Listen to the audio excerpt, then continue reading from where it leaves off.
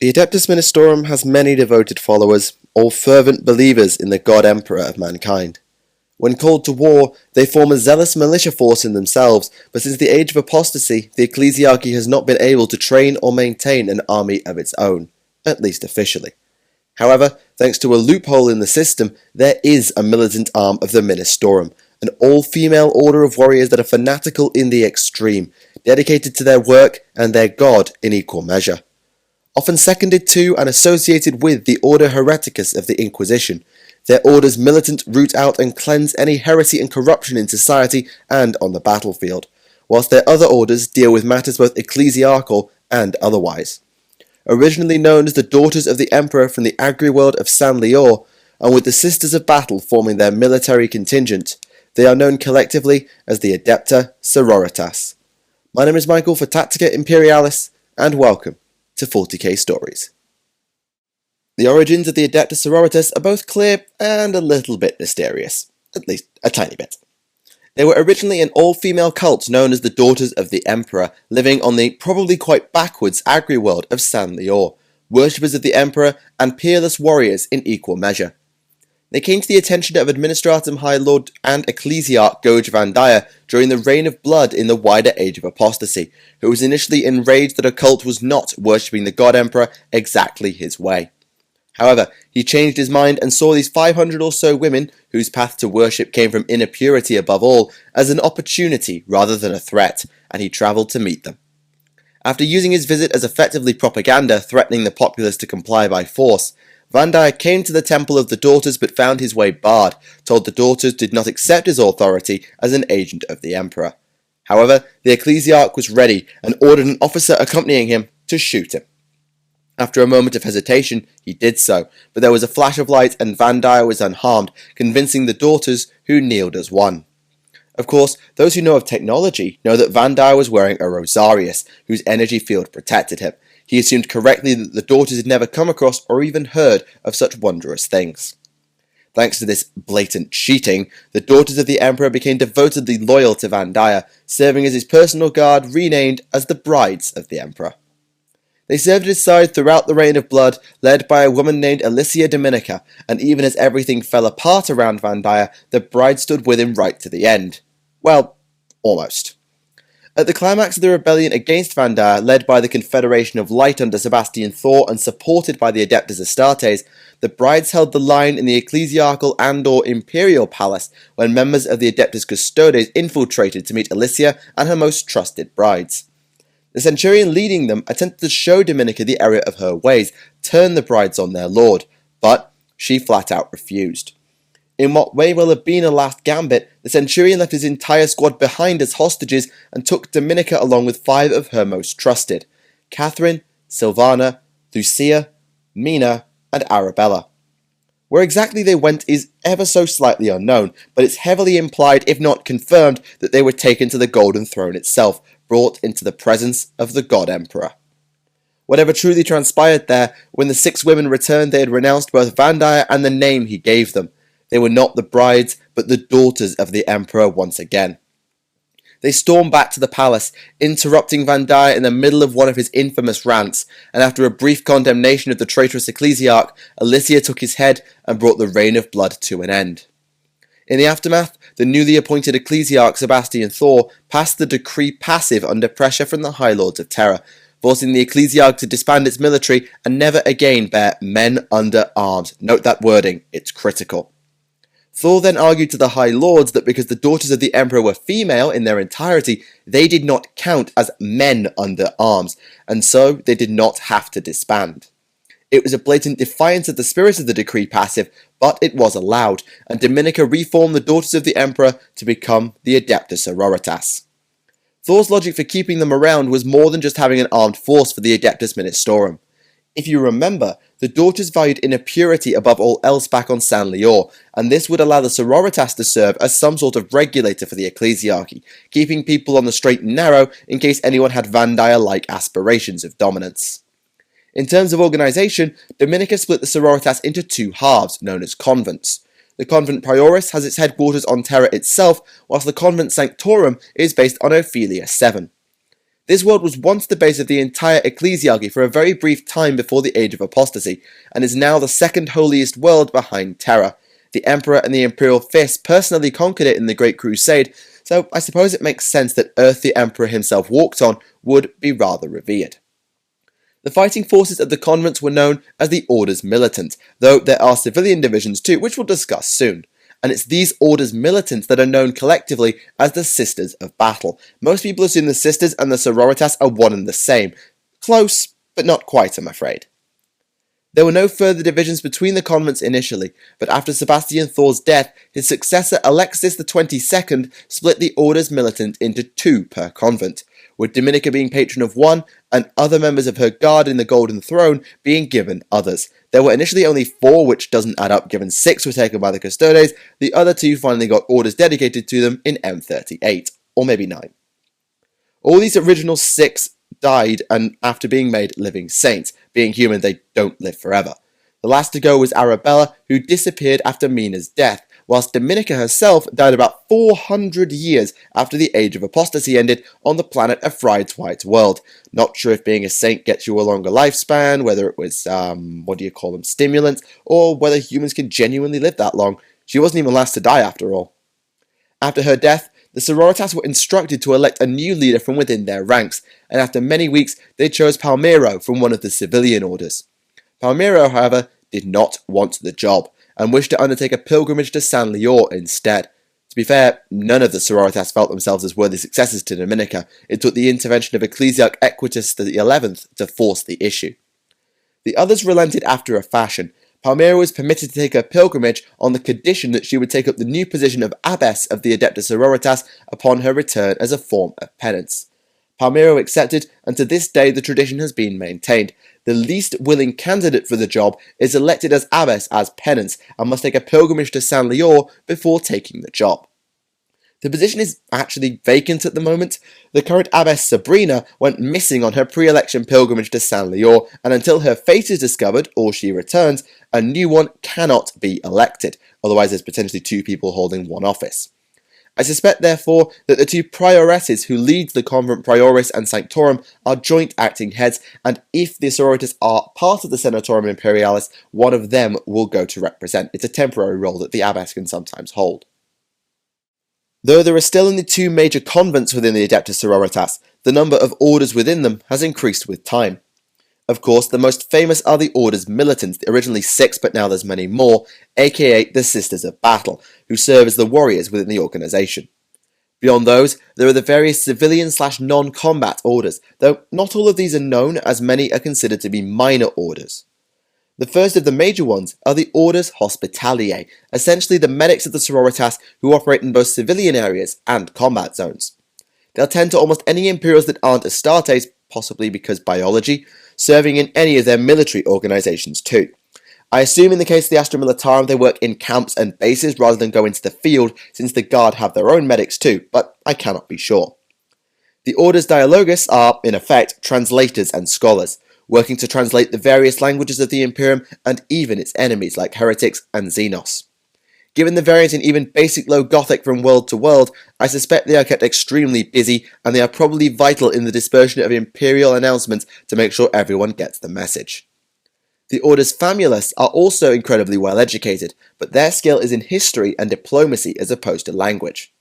They possess an intimate knowledge of the various imperial bloodlines, and this and their diplomatic training allows them to resolve disputes between families and nobles in the correct manner.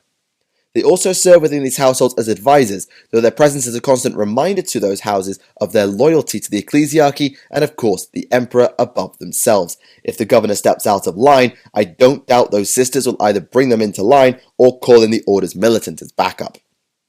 There are 2 known factions classed as minor orders as well, the Orders Sabine and Pronatus.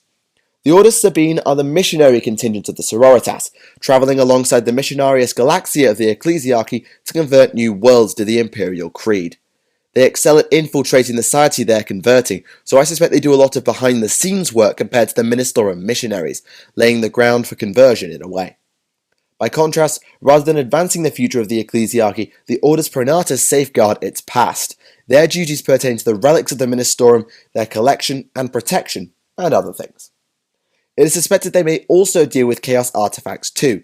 The Order of the Blessed Enquiry was said to have learned the true name of Slaanesh, but they were said to have been destroyed for their work, so maybe not.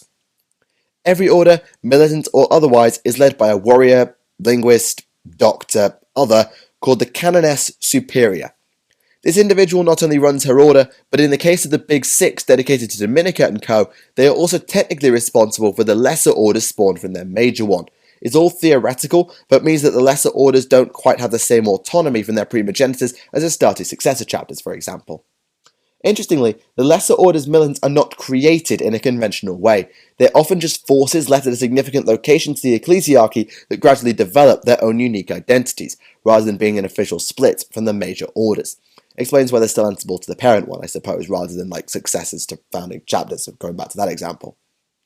Below the Canoness Superior are a number of Canoness Preceptors, who oversee either large or battlefield contingents, say 1,000 Sisters of Battle, or some similar composition in the non-militant orders. It's not stated how many Preceptors there are, but it likely varies from order to order.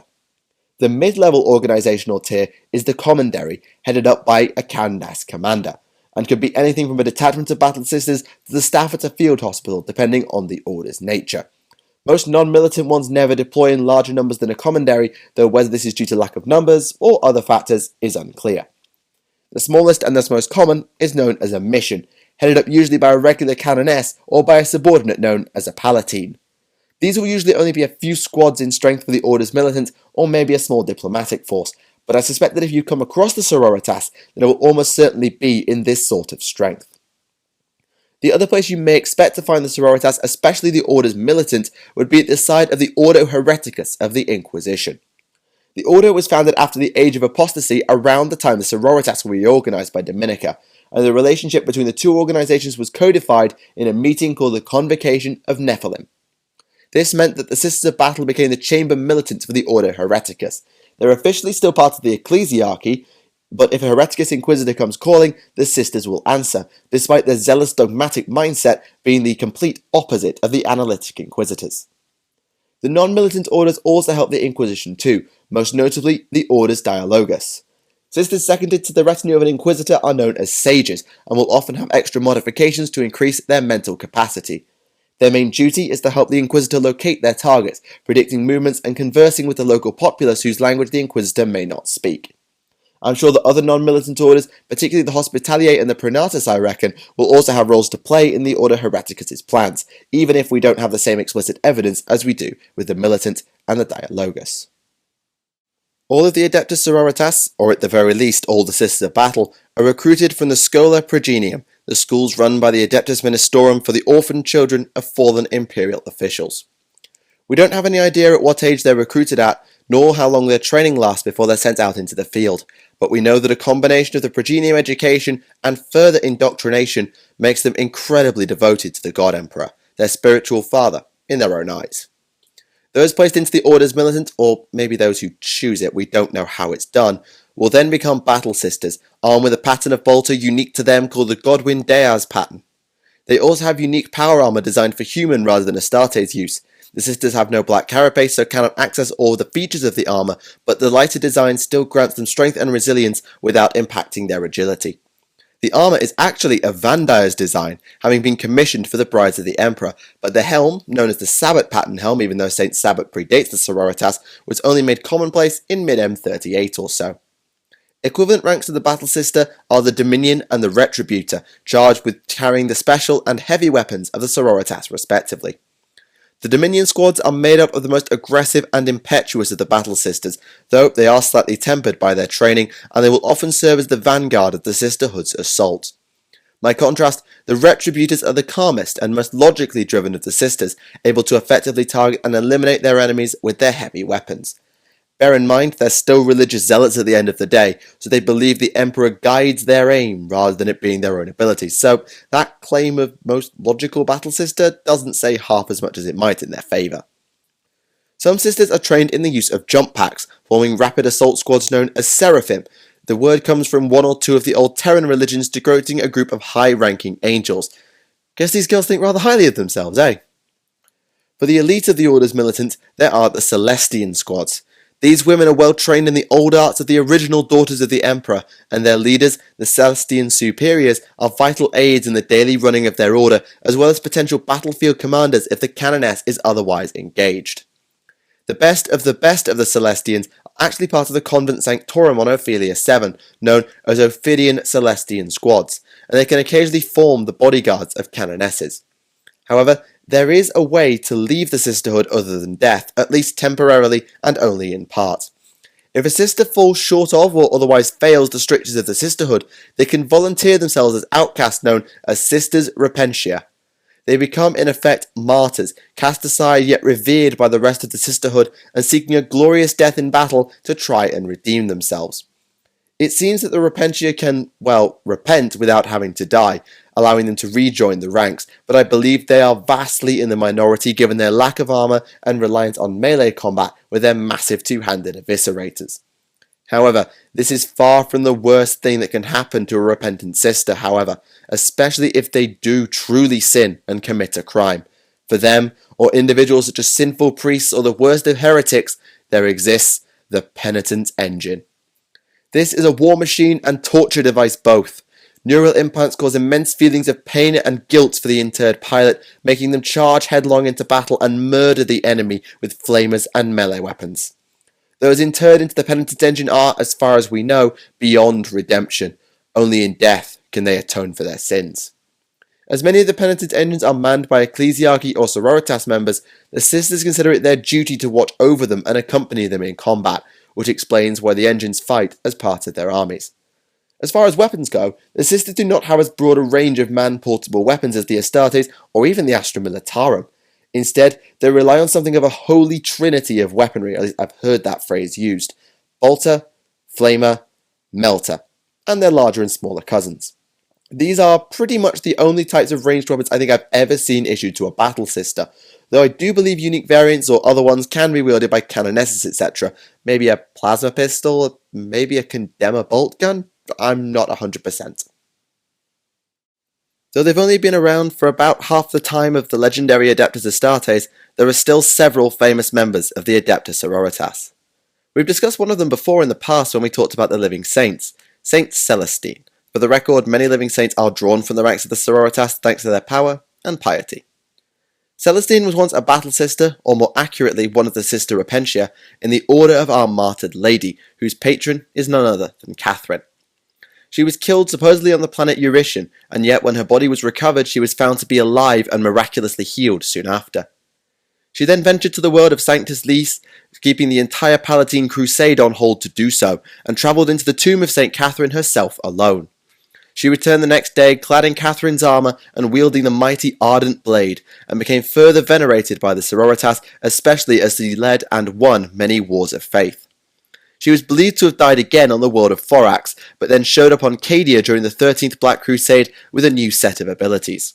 Her ultimate party trick was the ability to resurrect two dead canonesses, Eleanor and Genevieve, to become the Geminae Superia, living saints themselves who served as Celestine's champions. Raises the question of Celestine's true nature, especially if you subscribe to the Imperial Demon theory. Celestine was then depowered by the activation of pylons by Trajan the Infinite and Belisarius Cawl, along with all psychers and demons and the Legion of the Damned. But she was still able to impale Abaddon the Despoiler and force him back to the vengeful spirit. She then led the surviving Imperials in retreat as Cadia was destroyed by having a ship rammed into it, and ended up leading the Black Legion into a trap laid by the Eldar. She then took them with Yvraine and the Inari to Macragge, being present for the rebirth of Robert Guilliman, and she was one of the few survivors of the Terran Crusade that followed his return. Celestine's current role and location are unknown, but if she's about, she's no doubt taking names and being holy all in one go. I also wish to discuss the various members of what I've been referring to as the Big Six in more detail, their personality, fates, and legacies. These are the six who went to the Golden Throne, or at least we think they did. We actually don't know much about Alicia Dominica's personality, and the order founded with her as its patron, the Order of the Ebon Chalice in the Convent Prioris, have no particular unique traits either. However, their black armour with red-lined white cloaks are the exact colours of the Daughters of the Emperor, which makes sense in a way since the leader of the Daughters would likely have got dibs on heraldry. Speaking of which, their symbol of the skull-filled flaming chalice is said to be symbolic of the knowledge Dominica received on her visit to the Golden Throne.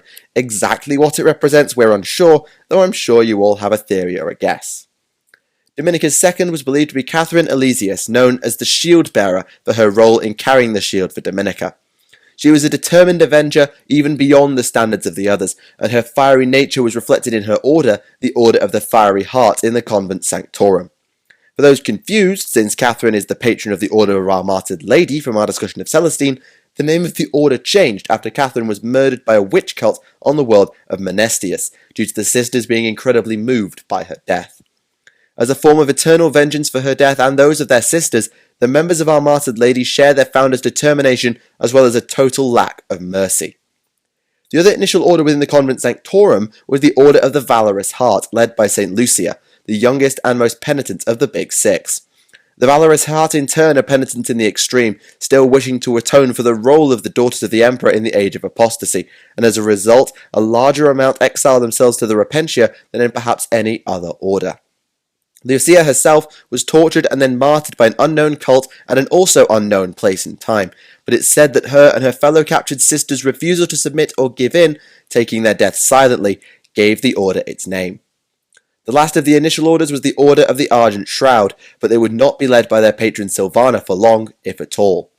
Silvana was assassinated very early on in the order's history. The name and sigil are taken from a silver death shroud over her face.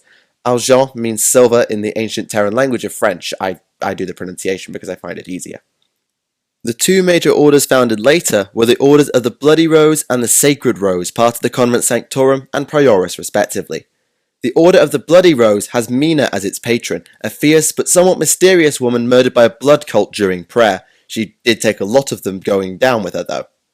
The Bloody Rose are fierce in turn, renowned for swift destruction of their foes, meaning their Dominion squads have a very good reputation since their methods sync well with their mindset. Finally, we have Arabella, also the last of the Big Six to die or disappear. She vanished after Mina's murder in late M36. She was believed to be very level-headed and determined, which allowed the Sacred Rose to further mirror the Bloody Rose beyond their names, sort of opposites if you will. Their Retributor squads take advantage of their orders' mindsets, veering even further from rash action than the sisters in other orders, though perhaps they are less renowned than the dominions of the Bloody Rose. Finally, I think it would be interesting to bring up an individual that Sororitas would probably not like you to know exists. Muriel Sabathiel, also a member of the Order of our Martyred Lady, like St. Celestine, a sister superior, the equivalent to a sergeant. Unlike the living saint, however, Sabathiel is perhaps the greatest sinner of the Sororitas, perhaps the only sister of battle to fall to chaos, or at least the only one the Sororitas acknowledged the existence of. It's believed that Muriel was captured and corrupted by the Emperor's children, which probably makes her servant of Slanesh, especially since she was hunting Eldar. The Order of our Martyred Lady have attempted to catch her, though whether to put her down or arrest her is unclear, most notably on the world of Caldurus Prime. Sabathiel was hunted down by a canoness of the Order, Olga Karamans, but was not only able to escape, but also kill Karamans and the other sisters with her before doing so. Her current location and purpose are unclear, but if she's serving Slanesh, I probably don't want to know. So end the tales of the Adepta Sororitas. Though their existence would not be tolerated by the Emperor were he still around due to their fervent worship of him, the former daughters of the Emperor have served their god well over the past 5 or 6 millennia. Their zeal and devotion is an example to all within the Imperium, as they are almost pure and incorruptible, and yet also very skilled at arms. If you annoy the Ecclesiarchy, or the Ordo Hereticus enough to warrant military action, then good flipping luck, because their idea of redemption, well, it comes down the barrel of a bolt gun or a flamethrower. Now, I think I'm going to bid Terra adieu for now. We've looked at a few organisations based on the Cradle of Humanity, but I want to push through Sol and explore a few more Imperial groups out there before heading back into the wider galaxy. We've looked at the Adeptus Mechanicus broadly in the past, but there's one, maybe 2 sub-factions that deserve a full log dedicated to them. Actually, they're broadly similar, so I'll do them together. Back to the stars, Destination Mars, to look at the greatest of the Mechanicus' creations. Thank you all for watching. My name is Michael for Tactica Imperialis, and I'll see you all again. Goodbye.